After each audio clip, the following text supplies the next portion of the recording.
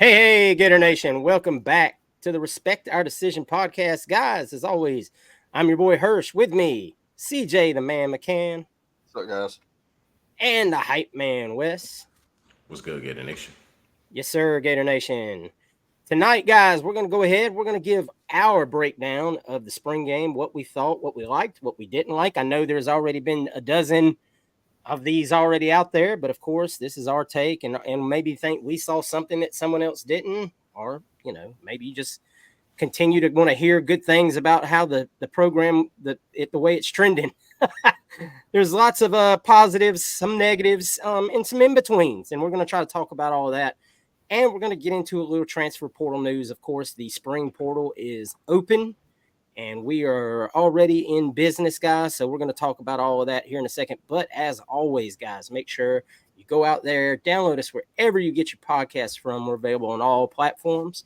And if you're checking us out on YouTube, this is your first time checking us out, guys. If you like what you hear, you like our three charming faces, guys, go ahead, drop a subscribe on the channel, guys. It helps us a great deal. Leave a like on the video and hit that notification bell so you get a notification each time we upload new content. And in the comments below, drop the number one takeaway you had from the spring game as far as like or dislike even. I understand everybody's got different opinions. But let's obviously keep it something other than DJ Lagway. Obviously, we all really pretty much liked everything we saw from DJ, and we're going to cover that in a minute. But something other than DJ that you saw in the spring game that you really liked or you disliked. And as always, guys, before we get going, make sure if you haven't already, man, go out there, check out Florida Victorious. If you can, if it's something you're able to do and you haven't already, sign up for Florida Victorious. Use our code respect. No, not respect. Don't use that code. Use code decision and save 20% on your first month sign up, guys. If you were able to attend the big event they had after the spring game, I know a lot of our listeners did. They told us about their experience, man. They had a great time meeting a lot of the players, getting some autographs, getting some pictures taken. And there's a lot more plans for events like that in the future. So make sure you go join Florida Victorious if you're able, if that's something that your heart is telling you to do. Not trying to, run a telethon here, but this helps all Gator athletes and all 21 programs that under the Gator Athletic banner.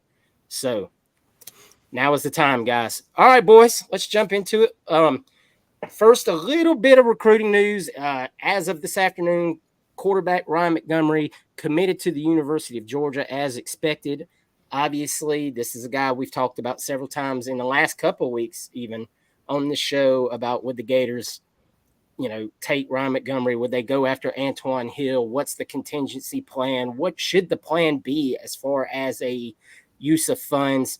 Of course, Georgia lost out on Sayin last year, so they were in need of a good quarterback, and they did what was necessary. I would assume that they dropped the funds needed to pry him away from what we thought here on this show was probably going to be South Carolina. But hey, let him go, sit there, and wait it out. That's his decision. Best of luck to the young man. Hopefully, we're able to get a W against you in the future. So the Gators will now shift their attention. Obviously, Antoine Hill at the top of the list. We've heard his name over and over again. I know a lot of people don't feel like Antoine Hill is going to come here and sit behind DJ Lagway, and that's, probably a very realistic situation. So we look at other quarterbacks out there. Keelan Russell that's committed to SMU. Tramel Jones that's committed to FSU right there, from in Florida. So those are the options right now on the board, and we'll see how that pans out here in the future as we get to breaking down summer recruiting going forward. But now the transfer portal is open, guys. So we're going to talk about this for a second. Obviously, the Gators have already picked up one transfer and lost one. We lost Manny Nunnery, who left and tried to burn down the house on his way out with some negative comments. You can either entertain those or not. That's up to you. And we added Caleb Rios, tight end, Air Force, as a walk-on, surprisingly or not. The young man apparently according to Nick Delatorre, our good friend, been on the show several times, is a walk-on. He's pursuing a master's in mechanical engineering, so he's, I believe, on an academic scholarship. So good for that young man. He counts as a walk-on, so he doesn't count towards the 85-man limit. And with Manny Nunnering leaving, that leaves us at the 85-man limit currently, without any other players declaring to transfer, graduating, whatever have you not. CJ, how do you feel about this pickup? Obviously, the young man was he's a pretty good player overall. Yeah, no, he had a lot of pretty good offers. There was different schools looking at it. Boise State, I think, were the Virginia schools, a few of the other mid-major programs that had offers, legitimate scholarship offers for him to come play there. So to get a guy like that in your camp as a walk-on, that helps out a lot. He's a good blocking tight end, very old school tight end. We've got a couple of guys now with Boardingham and Amir Jackson who will be coming in the fall. A couple of guys that are really good pass catching vertical threat tight ends.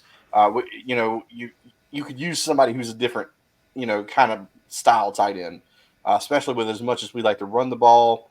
When you run a lot of the 12 man personnel, a lot of the two tight end sets and things like that out of the run formations.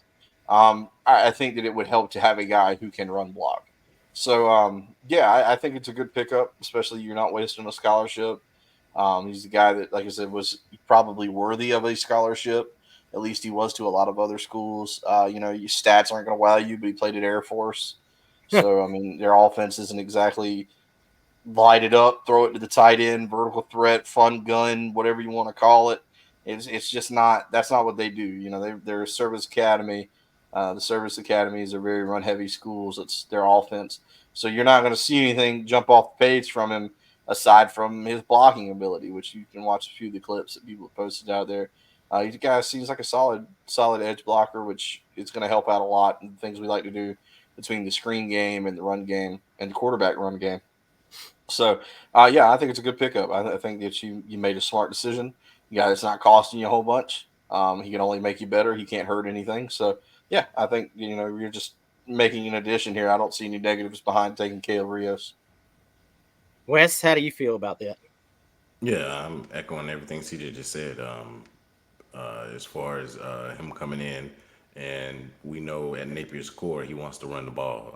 That's what his offense is based on. We see a lot of play action stuff off um, the running the ball, and you bring a tight end like this kid. And CJ talked about the clips. I saw a lot of clips. He's mean and nasty, and then Air Force ran the ball forever. So a lot of his clips are run blocking, and that's something that we can you can never have enough of as far as the philosophy of what Napier wants to do as far as running the ball. So I like to pick up, especially even more when the kid is going to be a walk on and not even taking up one of the scholarships. So somebody can get in and develop. We don't know what the situation is with Zipper, how healthy he's going to be coming back, and CJ brought up Jackson coming back. Jackson coming in the summer because he's not even here yet. So Boardingham and the tight end from last year, he was solid as well. So it adds depth to the room. We kind of that's four guys you can really depend on if Zipper comes back healthy. Whenever he comes back healthy, he's a vet. You have the freshman. You have Boardingham who can hopefully add on to what he did last year, his first year actually playing and putting up some decent stuff as being in his first year. So hopefully he can continue to develop, be better in year two as a athletic pass catching type wide receiver. I love it. That to me that gives us four true tight ends and two blockers and Zipper and Boardingham more the receiver type as far as tight ends. So I like it. You got two receiving type tight ends and you got two blocking type tight ends. So I love this. Couldn't be more happier. Yeah, and you still at this point, I think we're going to have to see Keon Zipper line up and actually take snaps in practice and whatnot before we believe he's back. He did not participate in the spring. He's still recovering from that knee injury. Um, I mean, that's just one of those touch and go situations. Yeah. I'm going to have to see it to believe it before I'm counting on any production out of him. And hopefully we do. I pray that the young man gets his opportunity to get this one last year in and do big things, or just be able to play ball one more time. As any athlete that's ever played ball at any level knows, when you're that last game's coming up or that last opportunity to play football is coming up, it sucks. It's one of those things you carry with you. So I hope Keon has not seen his last opportunity to play ball and gets to go out there and further his career. All right, let's talk about the wide receiver room for just a second. That is a place that everyone seems to have a sentiment that the Gators need to add at least one body to the room. I think we saw it in the spring game. Like, one of our most productive guys in the spring game was a walk on. Obviously, Andy Jean has been hampered by the hamstring injury almost all of spring, after being hampered with the injury last year. So there's a lot of cloudiness around what's going to happen with Andy Jean, and that's down the road. That's to be seen. But the Gators have expressed interest in a couple of wide receivers that are already in the portal, and we want to talk about both of those. One being Keandre Lambert Smith out of Penn State. Now, that's a young man that has offers from a lot of different schools. So that one is one you're going to have to, you're probably going to have to come out of pocket for. That's just the way it is. Like, you're going to have to, if you want to get involved in that, you're going to have to come heavy. Another one, Justice Ross Simmons. This is a young man out of Colorado State. The Gators have already contacted him. This is per, once again, Nick De La Torre. The Gators have contacted him. They're trying to set up a visit potentially for next week. This is a young man. He's 6'3", 205. He's a sophomore out of Inglewood, California. So that one, the distance might play a factor in this. Hopefully not. Had a pretty decent year last year. 45 catches, I believe it was, for 743 yards, 3 touchdowns. Some might say, well, that's not lighting it up, but as a sophomore, that's proven production. And I think right now, more than anything, that's what you're going to look for in the room is some proven pass catchers. Obviously, you think you have one in Shamari DK. Khalil Jackson obviously showed that he's just continuing to be a better and better wide receiver in the spring game. At least I personally thought so. I know some don't think Khalil Jackson is a quality starting SEC wide receiver, and maybe he's not, but that still remains to be seen. He's got to show it consistently, and obviously, Trey Wilson's going to be the bell cow. So, Wes, I'm going to start with you. Given what you saw in the spring game, and once again, without talking too much about what we saw in the spring game, because we're going to talk about that in a minute, what is your take on what the Gators need to do in the wide receiver room in this portal? I don't feel as a lot of people feel like we are in dire need of a guy, but I saw Lambert Smith out there, and I told you guys offline about the other day when we first got news that we might be interested in this dude. Watching everything about him, as far as his size is concerned, to me, he doesn't do well after the catch, as you would think, being his height. But he catches, he knows how to track the ball. That's something that I love. He has very good hands, and he's an excellent route runner. So if you got your shifty guy that can do everything, then what we see from Trey, then you love that about Trey, and you feel like Trey's your playmaker. You want that possession type guy that is, if it's 3rd and 6, that can create separation on route running and shorthanded. He was Penn State's go-to guy, and we know their offense, how they run the offense over there is very much like if anybody watched Michigan, like ball control type offense. They're not running and gun. There's no air raids, nothing that. So for him to do what he did in that offense was pretty good. So I would like him. I hadn't checked the kid out from Colorado State, but you guys know how I feel about Jackson. To me, that's a thing. I don't know what it is between him and Mertz. I think Jackson has probably the best hands on the team. The way he goes up in high points, everything that's thrown to him. I don't know I just don't know what the situation is. And to your point, Hirsch, I do agree that he's solid. I think you would like for Jackson to be maybe your 4th or 5th guy, somebody that can come in and spell those other guys. Or if somebody is injured, you won't mind him coming in. So just because I haven't seen him and the Mertz connection, I would have liked to see him with a guy like Trask, who would give him opportunities to high point balls, and Trash accuracy was so good. So I would have loved to seen him with somebody like Trask. But I'm not, because I saw Mizell and Jackson and DK is a kind of proven vet guy. I'm not like, oh, going to be hurting to this extent where we might not be able to pass the ball if we don't add anybody. But I would like to add somebody like Lambert Smith if we could. So let me say that I'm kind of in between with it. It's not like it's the end of the world, but I still think we could use somebody, if that makes sense. CJ. Yeah, I think it's pretty. I think it's pretty evident we need somebody else in the room. I tend to, I like both of those guys. I like Lambert Smith more as a receiver, but I think based on what we need right now, Ross Simmons would probably fit the room better, because we don't really have anybody like him who's a big, bodied wide receiver, big tall guy. We don't have anybody like that. We've got some taller guys, but nobody who's that big, that can go up outside of the tight ends. So I'd like to add him. I know he's going to be visiting Syracuse this weekend. He transferred to California, but he is originally from New York. So I don't know if that's going to play into that. Now Syracuse has done a pretty good job of recruiting here lately since they made the hire of Georgia's defensive back coach to come be their new head coach.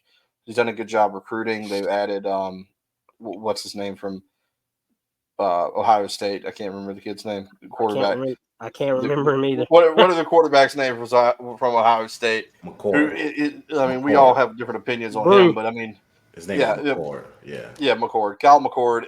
They added Kyle. him, which he's a solid. He's better than most quarterbacks we've seen come through Syracuse. I think he can get a job done up there, so that's a good selling point for them now. But they've added a lot of good players up there at that school since adding the new head coach. So maybe he listens to that. Maybe he's got family in the area. I'm not sure. I think that if we can get him to campus, then it'll help out. Um, I think we need another wide receiver. But two, I'm also not so into the world about it because Mizell looked pretty good. Then we'll talk about that later. But we've got a lot of guys in the room that were injured last year. Like all three, the big three wide receiver recruits we brought in last year, they all had limited play time, including Trey, due to injuries. Mizell didn't play at all. Um, y- you know, uh, Gene didn't play. He played a few snaps in the game against the little school. We played Charlotte early on. But aside from that, they didn't play a whole bunch. Maybe there's room to grow because the guys have talent. We saw some good stuff from them, from Mizell specifically. I think that there's still a chance those guys could progress with more reps in the fall, going through the summer practices to the fall. So maybe that it's not dead in the water, but I don't know. I didn't. Shimray DK didn't hit the ground running as well as I think we all expected. Burke is Burke. K Jack is a great you know big catch receiver. He's a good possession guy, but is he beating you at all the other facets of the game? I don't know. You outside of Trey, you really don't have a real threat at wide receiver. Um, Man, it's just tough. Because it's hard to add multiple guys, especially with our situation right now. You got a lot of guys that are very good that are demanding a lot of money. They're also demanding to go to a place where they can win. Uh, and if one isn't balanced to the other, you got to make up on the other side of it. So I don't know. I'm curious to see if we do anything in the portal at all. We're still capped at the roster limit, so we've got to have somebody else transfer to even or have a sit down with somebody and say, "Hey, buddy, you're gonna have to go ahead and go because we can't bring anybody else in otherwise." So I don't know. We'll see what we do. But both of those guys, I think, would be good additions to the team. I would take either one of them. It adds another piece to the offense. Maybe it helps us out a little bit. Adds a couple of guys with different skill sets than some of the guys we have on the team now. And only time will tell to see what we're going to do. But it is confirmed we've made contact with both of them, so that's a start. So hey, we'll see what we can do with them. I like them both. I'd take either one of them, but time will tell whether or not we even get a chance to see them on campus. Yes, sir. I mean, that's the biggest hoop right now is you got to get them here. Get them here, sell them on what you got, the campus, get some of the other guys in their ear. You want to get Mertz in their ear, obviously. Um, with the young man from Colorado State, he's got another, couple years of eligibility. Hey, let him throw the ball around with DJ for a minute, whatever it Yeah, takes, and then and also too, I'm not sure if he has any relationship with Millen because Millen played with him at Colorado yeah, I State. forgot all about that, and I'd meant to say that obviously Millen was on campus, which might have got our foot in the door a little bit, but we'll see how it goes. With this transfer portal stuff, man, it's the Wild West. We all know how it is. Hopefully, we're able to make some headway there and get us a guy for next season that can take. We need that guy that can take a little bit of the heat off of Trey. A guy, that so that the other team has to respect and has to defend, and that the way Trey can get a little heat off of him, and then he's open to do what Trey does. So, guys, talking about what Trey does, guys, let's go ahead and jump on into the spring game, man. Um, like we said at the opening, some good stuff, some bad stuff, some in between stuff. Um, Obviously, we know there was a play we only had 10 men on the field. I've seen it and heard about it at nauseum ever since the weekend. It's the spring game. I'm gonna wait until the season gets here before I even give that kind of thing my energy. Like there's bigger worries I have right this minute. I understand why people are frustrated about it, but guys, let's start first and get it out of the way because obviously it's the number one talking point of the spring game. DJ Lagway. If you didn't know, the scrimmage before, like the Saturday before, DJ had like 3 interceptions in that scrimmage.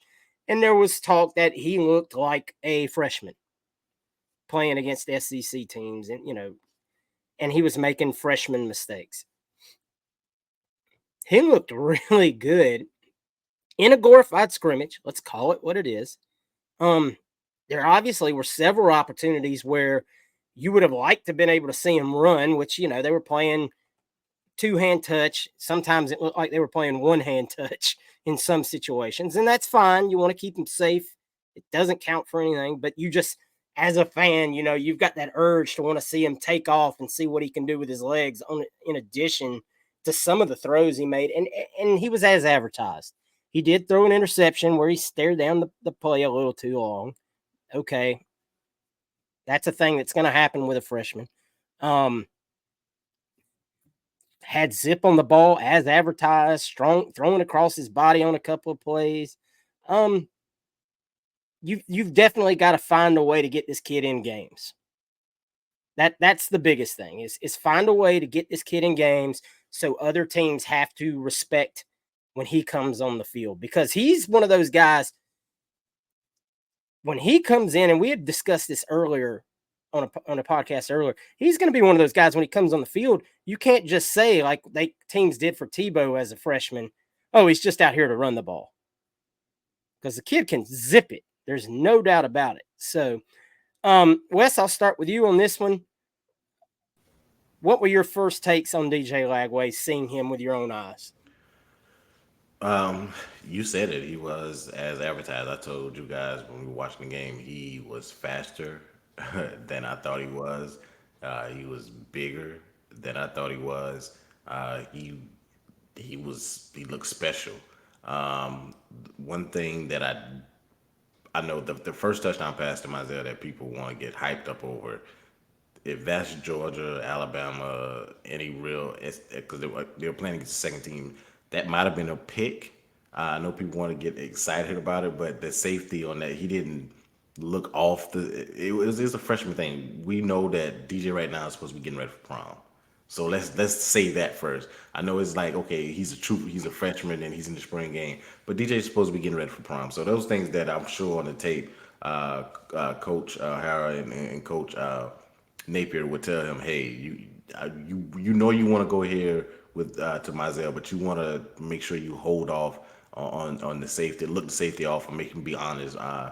Thankfully, it was a second team safety. He didn't bait. I mean, he didn't go as far as fast as he should have gone. But I saw that when I first saw it, it looked like he's the same thing you said about the interception he did throw. He stared down that side of the field, and that's not gonna copy in the SEC. But the good things, I talked about how fast he was. It seems like he has good feel for the pocket. You can see him moving in the pocket. I love that. He's the type of guy that he's not just going to sit. He can feel pressure without feeling it. You know, it's like it's a sixth That sense. clock. Yeah, it's a sixth sense for quarterbacks, and he has that feel. I love that. The to me his best throw was to the walk on that you talked about earlier. That dropping the bucket, he couldn't have Oh handed yes. that ball off. That, to me, that was his. Forget the two touchdown passes. That was his best throw, the one he dropped in the bucket over the underneath defender and under the corner safety, whoever that was coming up. I mean, to put that ball placement, and he threw it from one side of the field to the other side of the field. So to me, that was special. That let me know that hey, with more reps, going against seeing more and continue to develop, he's going to be that type of quarterback. But we got to give him time to develop. He should not be starting. I think CJ said this about Mertz last year. One of his tweets. Mertz is the guy. So there could be a quarterback competition. Not a quarterback controversy. Maybe in the season, but starting week one versus Miami, DJ. So get that out of your thoughts and minds, fans. It's his Mertz team. He shouldn't start week one. But I saw some things that let me know that we have a dude. We have a guy, and I loved his poise. I loved that he ran the offense well. Didn't see many false starts from the offense when he was in. Didn't see like, hey, coach, I don't know where I'm supposed to be at. Didn't see any, like mishaps, things that you were like, what is he? He doesn't know where he's supposed to go, like, or a running play, where he goes the wrong way and the running back goes the opposite way. Didn't see a lot of that either. So to me, he had a command of the offense. I love that from him.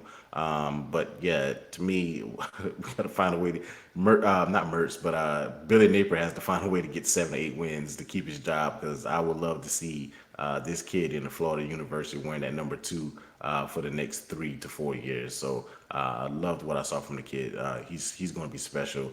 Like you, I wanted to see him truck some people, but we couldn't see that. But like I heard, you warned me and you kind of told me, but I didn't know he was that fast and that big. You see him on the tape against high school guys, and you're like, this is high school. He's not, those guys are, high school players. But to see him against our defense and SEC, He even can though it's go. second team, he can go. And players gonna have hell. Those secondary players gonna make business decisions coming up if they want to hit him or not. So that's how I see it. But I loved what I saw from DJ. CJ.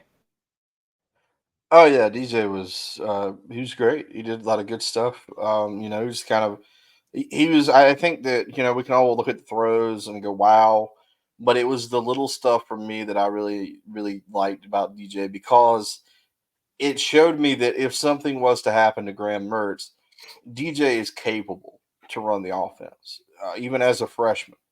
It never looked like the moment was too big. It never looked like he was making freshman mistakes of where line guys up. Nothing. Not looking at the center when the ball is snapped. Nothing like that. Those little freshman, ticks holding on to the ball way too long. Nothing like that, which was really good. He was really good at avoiding the pressure. I'd like to see him not roll out as much. And I'll say the same thing for Graham. I'd like to see him step up more than roll out. I think that we have, especially with some of the weak side stuff on the tackles that we did see.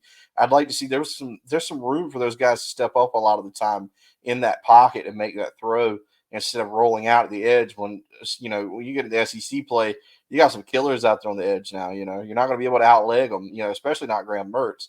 But you got to be able to step up and throw. DJ, just a lot of really similarities. I think Nick De La Torre talked about this, but a lot of similarities from between him and Anthony Richardson. As much zip as he puts on the ball, I think he's got more touch on his pass than Anthony did. I think even now, I think DJ's a little bit better about putting touch on the football. Even still, he can still zip it when he needs to, and I think that's important in this situation. And to understand the different types of throws he needs to make. When he does miss, he tends to miss high. We kind of talked about that. There was a couple of passes, one to Spirito in the end zone that was way high. Spirito went up there and grabbed it. How about Spirito? We'll talk about him later, but man, that guy played. He might end up being like the spring game legend that we never bring up again. But like in the time that he did play, I was like, holy crap, this guy here is, he's actually, balling. Yeah, and I get it was against the two, and that was another thing that you got to understand. It was the twos versus the twos and the ones versus the ones, the way they had the offenses and the defenses set up. So kind of take that with a grain of salt. Who we're playing against, who's blocking. You did have some guys switching back and forth. You had some guys that are starters that were playing with the twos. Some stuff like that, just based on depth reasons. So it's not a perfect summation of what we're going to be working with, but I think that there was a lot to be excited about with DJ. I knew DJ was fast. I'd watched him. The high school clips were enough for me, where you would have guys that were just running and he'd split them, and I'd be like, that guy's just fast. You're playing top level competition in the state of Texas. Those guys are athletes out there. So yeah, DJ did a lot of great stuff. And I said this last week when we talked about the spring game. I said if DJ comes out and he looks great, we got to pump the brakes. Because, like I said too, there was a lot of stuff that was put in the playbook and a lot of things that we ran specifically designed to make DJ Lagway look good because that's typically what you want. A lot of the spring game, some of it at least, is fan service. Fans want to see big long passes. We saw Graham Mertz throw a long pass. We saw DJ throw a long pass. You want to see that stuff. So a lot of it's set up to really make DJ look really good, really comfortable. It's his first game in the swamp. There's some pressure on him. I understand it's a spring game, but it's still a big moment for a guy that's never played in this place before. It's different.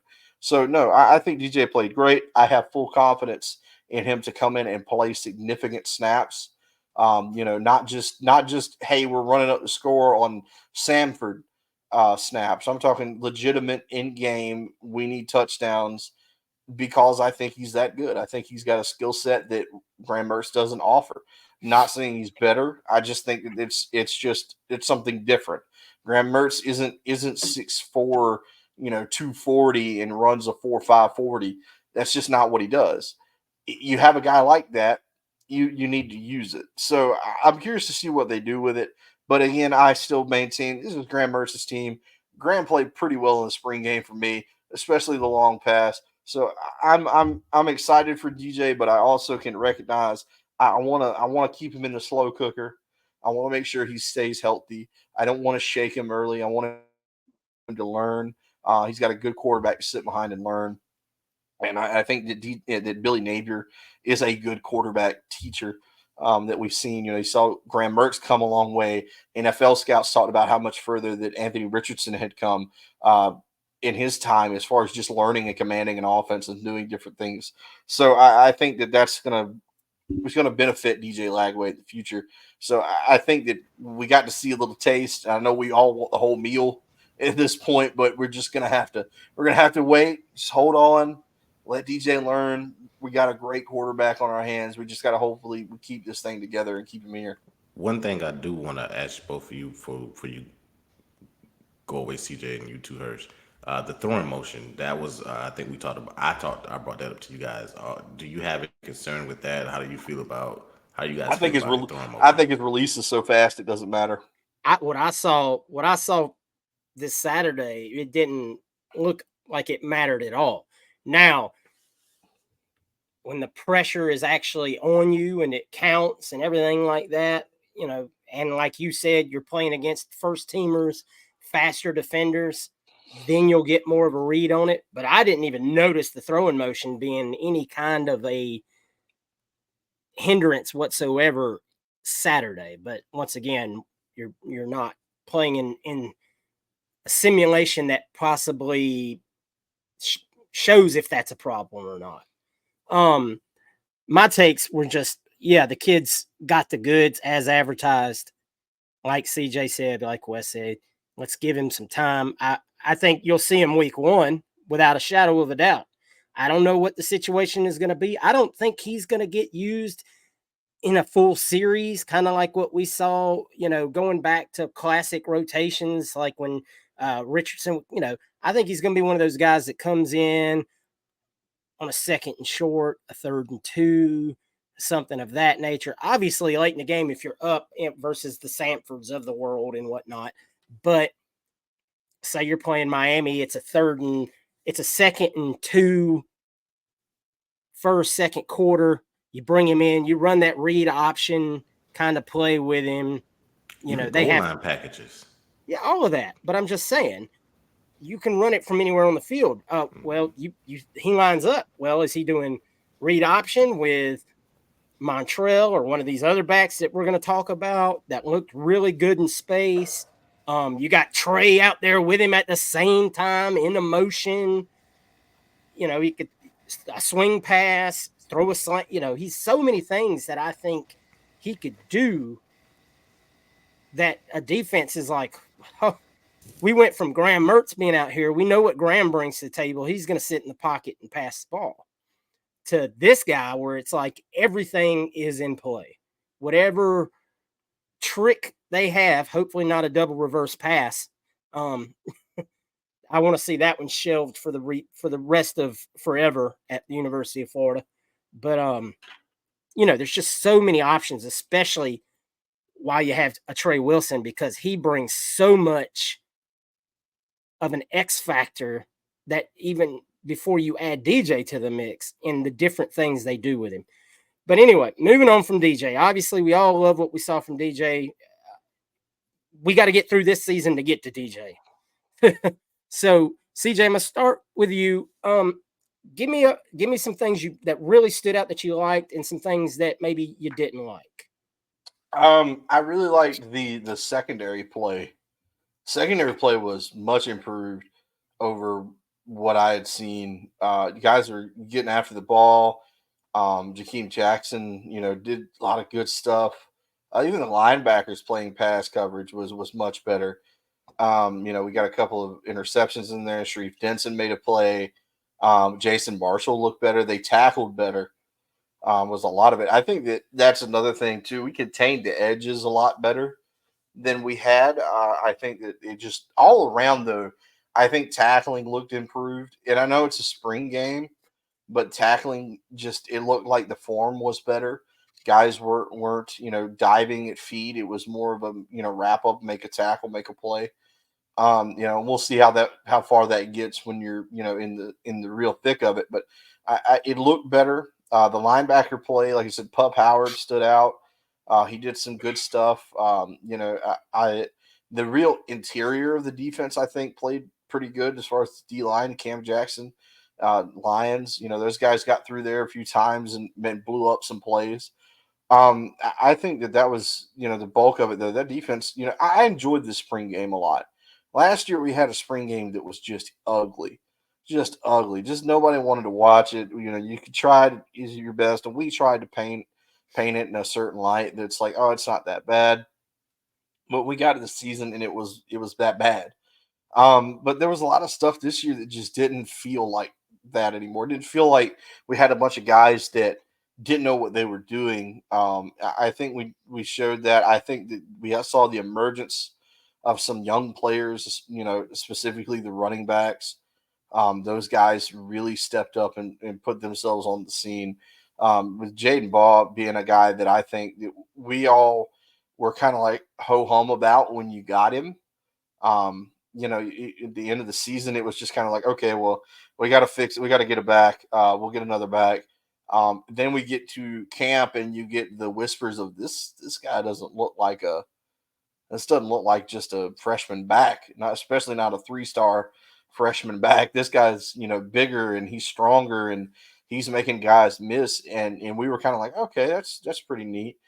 We'll see how it plays out in front of us. And then he gets to the spring game, and we're like, wow, this guy's got a burst. He's not afraid. He can find. He's got good ball carrier vision, which is really good for a guy his age. He's an all-state player in Georgia. Georgia produces great players. It's tough competition. He's from the Atlanta area, so he played good competition, good schools. So it was cool to see him come along. Graham Mertz looked good. Graham looks like he's recovered well.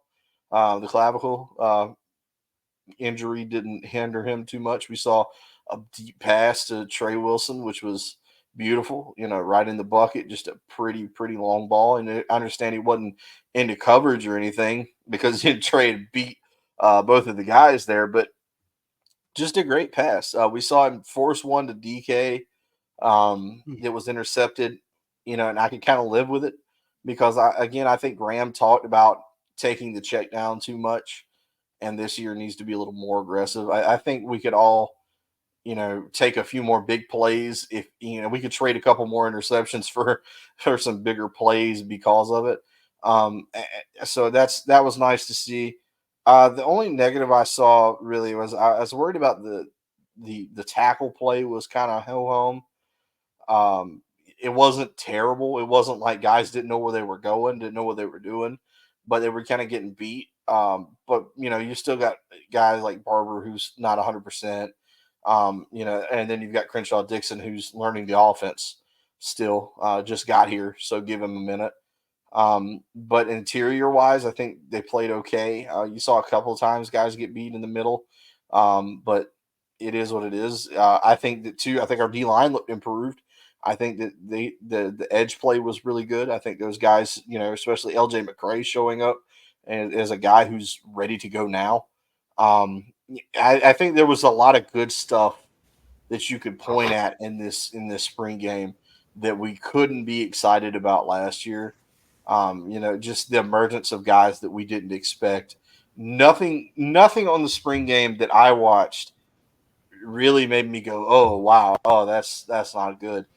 Aside from Hunter Smith kicking, uh, man, if we were have to rely on Hunter Smith to kick, I'm worried. Not to say he can't get better, but man, that was some rough stuff. The special teams, I think, was we didn't see any real big kick returns aside from Dre Hawkins. Looked like he almost had one, but they didn't want to throw guys out there. He just got touched down, but um, I think that was good. But they still didn't. Still the issues of getting guys on the field, and like I said, the wide kicks by Hunter Smith, but Trey Smack looked good. The punting was fine, no issues with the punting. So I think that there was a couple of really kind of moments, but nothing egregious this year, which I think is a step in the right direction. Wes, same with you, buddy. What did things you liked and anything maybe you didn't like? I like the fact that Billy Napier tell Armstrong, "Hey, don't blitz as much this year. Let us do a little something this year." So I think we were kind of like in a standard, maybe He base, still blitzed.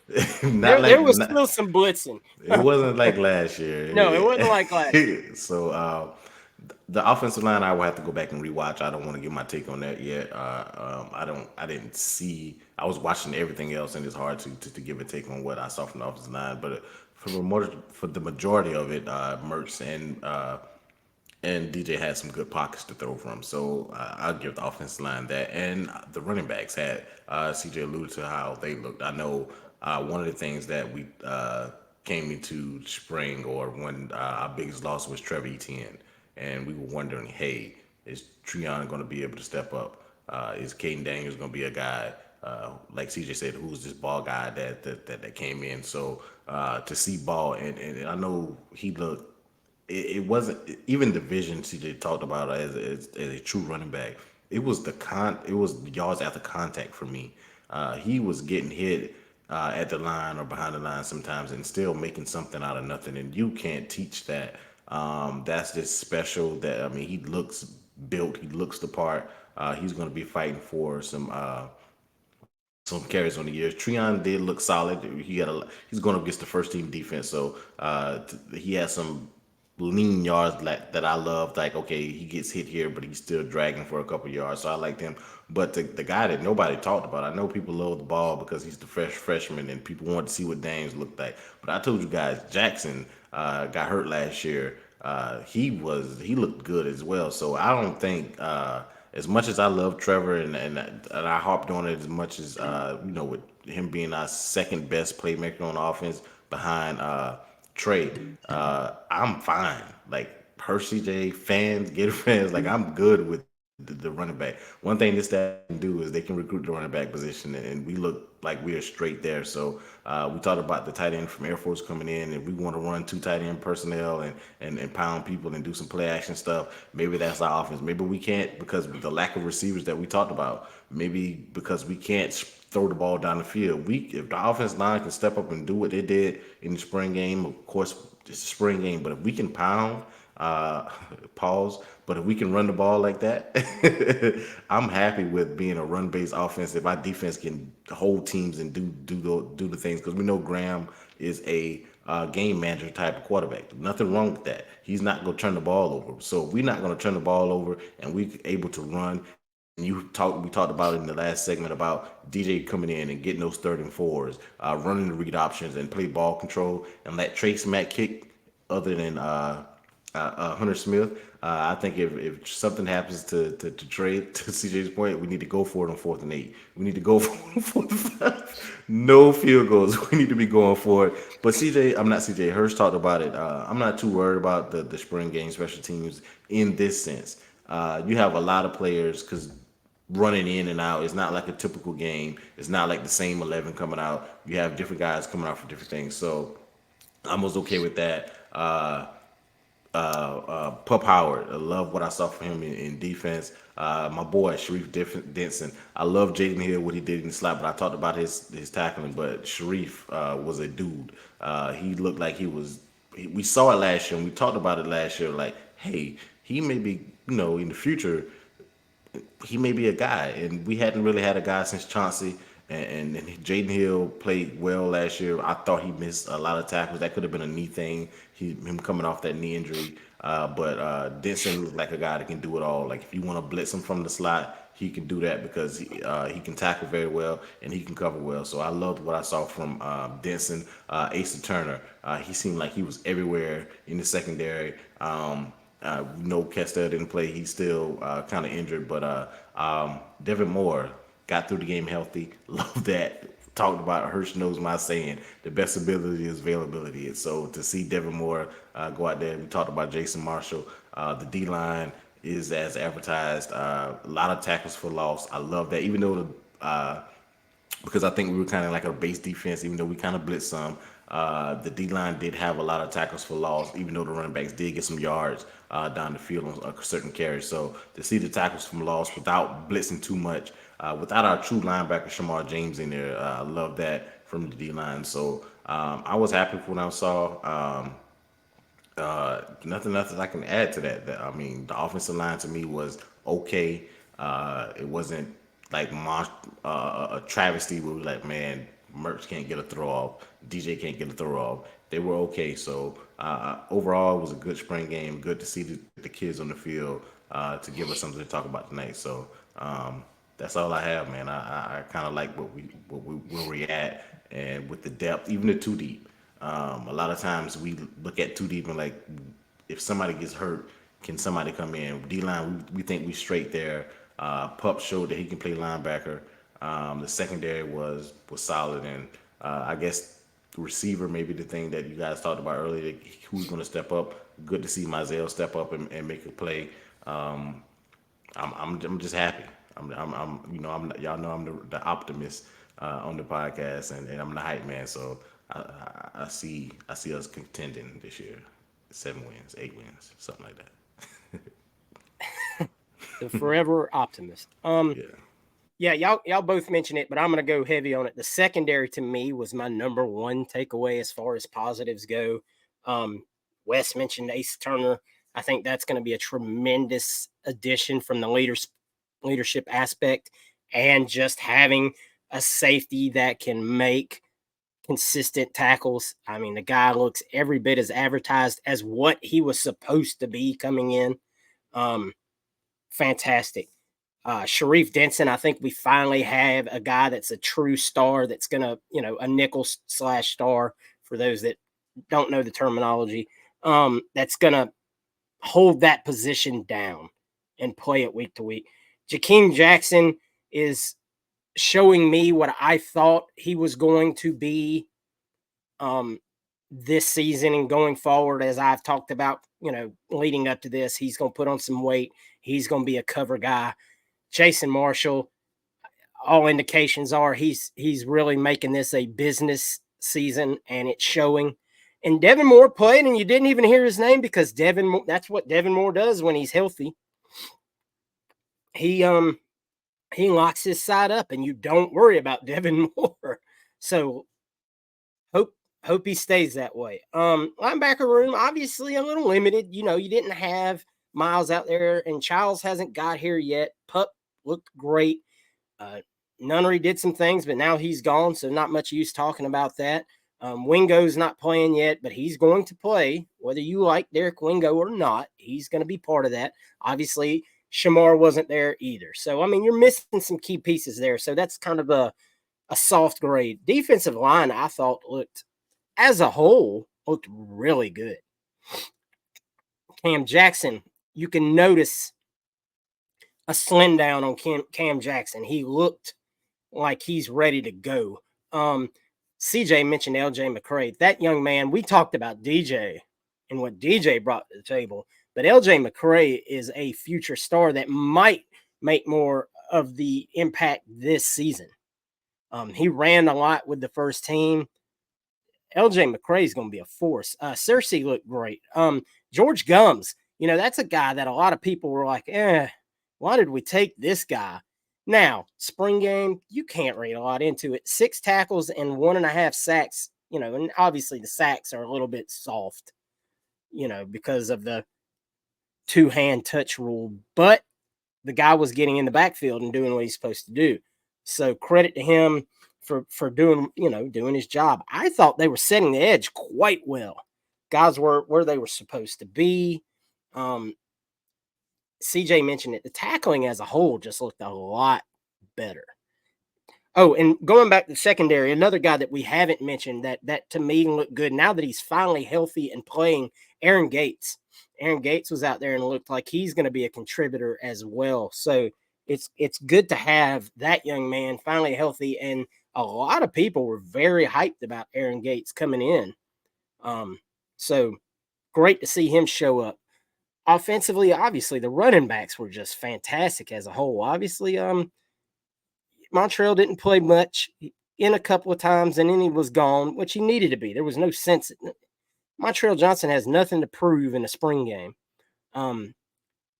Trey Webb looked a little, but maybe that's a very good indicator of how good the defensive line looked against them.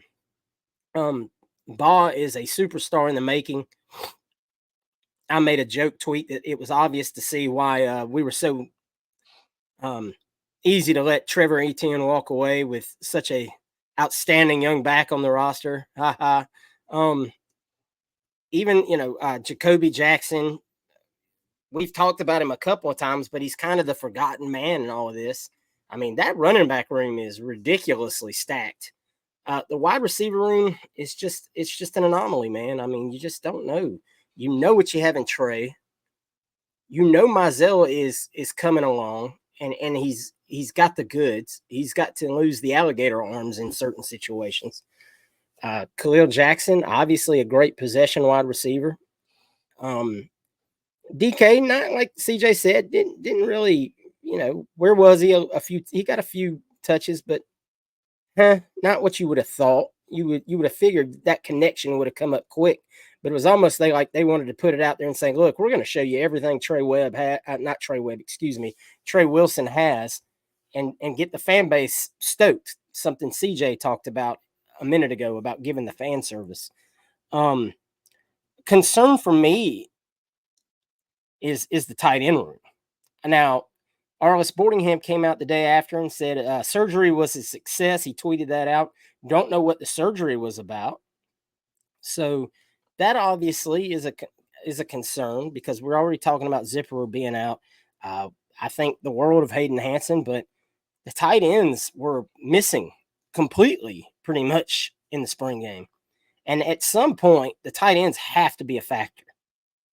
I mean, they just have to be. You've got to get some underneath work in these tight ends, and Arliss Boardingham is too good of a weapon not to see. Didn't the only thing I remember, didn't Boardingham caught the last pass to get us within field goal Yes, range? he did. He caught, and that was, and that was like, oh, yes, Arliss is playing. It was a Obviously, post route between the hashes, and I had seen him out there, but I was like, why are we not throwing to the tight ends at all? I saw Livingston caught one as well on the sideline. And I was like, all right, great. But, I want to see more out of that tight end room to take a little bit to open up some of those deeper routes a little bit more. That's, just me. Maybe Billy likes using them as a decoy for the most point. I don't know. I'm not going to get into all of that and Billy's play calling and or his offense. And like Wes and CJ both said, the offensive line, that's kind of an incomplete. You don't have Barber out there. Crenshaw Dixon is still learning the offense. I have no problem worrying about him. I do think Damian George might not be the answer at guard. I'm just not sold on the kid. I don't know what it is. Maybe he just doesn't have the ability. Maybe it's just a matter of ability.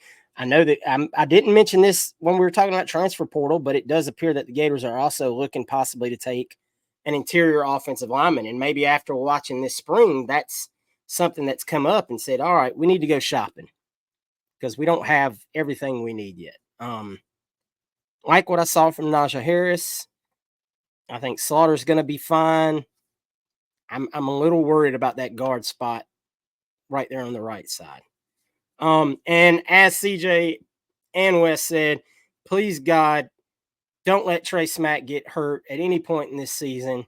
We might need to start an NIL fund for a kicker in this cycle because I don't think we have a backup kicker on the roster capable of making anything.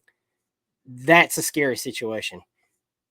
When you go to bed tonight and every night during the season, pray for Trey Smack's hamstrings and everything involved with him, because if he gets hurt, my God, that room could be in turmoil. And like was mentioned, the running on and off on special teams things in the spring game, that's a hot mess. You got a lot of guys getting switched in and out of their respective roles from possession to possession there. If that's happening during the season again, then we got a way bigger problem on our hands. But during the spring game, I'm not too much sweating it. Well, that's the reason it's going to get brought up, though, is because it did happen. Yes. If this is just like, if it doesn't happen last year and it just happens in the spring game, I don't think anybody talks about it. I don't think it matters. I think we all can, recognize that. But you can't. People are going to bring it up because it happened within game time situations last year, and you got to, at least worry about it. Yes, it is a concern. I'm of the train of thought. There's no way they let this happen again. There's no way. Not in a year where everything's got to go right. There's no shot they do this again. There's no way. I just can't bring myself to believe that happens. Especially with another, we made a special teams analyst hire in the offseason to help with this stuff. So yeah, I hope that's not what we're going to see within the season. Oh, and once again, I understand the concern 1,000%. I'm just not going to sit here. I've got bigger worries than that in the spring game, as much as anybody should. If that's our biggest worry, then we're in good shape. Because right now, my biggest worry is getting the 5 best offensive linemen on the field for the season, making sure your linebacker room is healthy, and you've got good tacklers there for the first time in years. Things like that. Like I just said, the tight end room, because I really think you're going to, in the absence of, at this point, playmakers outside of Trey Wilson at receiver, Arliss Boardingham is going to have to step up because he can be a dynamic playmaker at the tight end position. He's not Kyle Pitts, but he can be a guy that is that hybrid tight end / wide receiver kind of guy that can make big plays. And that's what we need. We need more playmakers on the offensive side of the ball in the receiving game. I think obviously the running back room is stacked to the hilt. We're going to have to make some hard decisions in the fall about who your 3 running backs. I mean, honestly, from what I saw from Trey Webb, I wouldn't mind seeing him line up as a receiver, as the receiving back, because he made a great reception in the He game. absolutely can catch. Yes. So I mean, I think that if we're going to use these running backs, we've got this great problem of having too many good running backs. I think you just got to take what do they do best, and use that. I think Trey Webb at a point where we're hurting for playmakers in the pass catching game. I think that they should definitely look at Trey Webb as a guy to use as a potential receiver. I wouldn't mind seeing him in the slot from time to time, or him taking the swing passes. I think we've all made a pretty apparent that we'd like to see the running backs involved in the pass game a little more. Over the last couple of seasons, they haven't done it as much. I think last year we expected him to pick up on it, especially with a guy like Graham Mertz. But with Trey Webb, with the catch that he made, the routes that he run, I think that he would be a fine addition to really become part of the receiving game. Yeah, I don't want to see Montreal catching passes. No, I don't think that's what Montreal does best. Yeah. I I think the don't. only reason you see Montreal catching passes is because he's the only one that can pass block. Yeah. Yeah, I, and Or could last season anyway. So he hits his block and then he can drop out one in thing the One yeah. Go thing I ahead. want to see him do more of, and you alluded to him earlier, it was one carry, and y'all know I'm hard on Montreal, and I thought Trevor was a better back. It's when he tries to bounce stuff outside instead of cutting up. I think it was early. I know CJ shaking his head like he remembers it. He tried to cut one outside and somebody chopped his legs instead of just putting your foot in the ground. You're a big body good dude who can break through tackles. Just cut up and go and get the 3 yards and stop trying to make the 50-yard run because you don't have the feet to do that. And that just irritates me when he does that. But I still like him. He's a solid back when he's going north south. I don't like when he tries to go east west. All right, guys. Well, that's going to do it. Those are our thoughts on the spring game, man. And I'm sure you all have your own thoughts about how it went and what you would like to see and who did well and who, in your opinion, or what coaching scheme, in your opinion, was not good. And like I said, leave your biggest takeaway from the spring game in the comments below outside of I like the way DJ Lagway looks. Obviously, we're all really excited about DJ, so I think that one goes without saying from all of us. But leave that in the comments below, guys, and man, we look forward to reading what y'all thought and what your takeaways were. CJ, you got anything to say before we leave? No, just thank you guys so much for supporting us. Like I said, we're in the thick of it now. Recruiting is about to ramp up. We've got a lot of guys coming in for visits, different things going on. So keep up with us there, the Facebook page, here on the Twitter, everywhere that you can find us. Join the Facebook chat. Use our hashtags and our ats, and comment on us and comment on our posts and things like that, because the interaction helps us, and we like hearing from you guys. So make sure you do that. Also, check out our friends, as Hurst mentioned at the top of the podcast. Check out our friends with Florida Victorious. Use our code Decision. They're doing all kinds of stuff. We saw the big autograph session. DJ had a line from there to Ocala. People wanting them to sign their stuff. So if you guys want to get involved in stuff like that, that's what they're doing for their members. It's not just a set it and forget it kind of thing. They do have things for you that are letting your investment make you involved and different things as far as the Gator athletes. Speaking of Gator athletes, check out our friends at Alma Mater. Use our link. They have all kinds of different jersey programs and athletes on T-shirts. The NIL goes right back to the athletes, so it helps support them, and you get some cool merch out of it. They're Gator fans. They have a store there in Gainesville. They're designing stuff for us that we like as Gator fans. So check them out. Use our link. Thank you guys so much for supporting us and helping our show grow. We really, really appreciate it. Absolutely. Wes, take us home, man. Yeah, like CJ alluded to, appreciate you guys. Thank you guys. And her said it as well. Like, leave your comments. What did we miss? What did we not talk about that you guys saw that we should have talked about on today's podcast or tonight's podcast? So we thank you guys for supporting us. And as always, go Gators. Go Gators. Go Gators, guys.